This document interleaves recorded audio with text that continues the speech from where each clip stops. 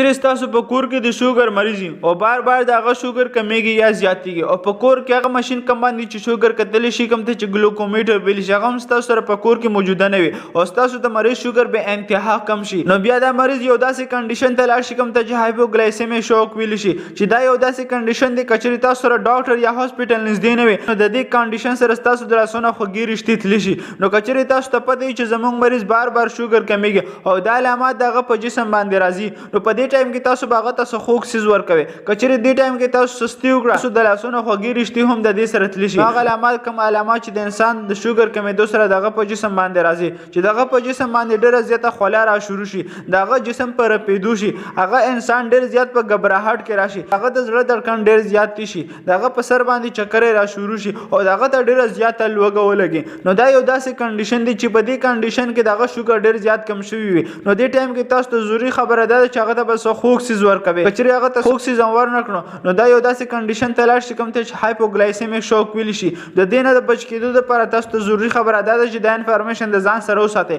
او نور سره هم شیر کړئ ځکه چې نور ته هم فائدہ ورسي شان میډیکل انفارمیشن لپاره زموږ سره اوسئ شکریہ.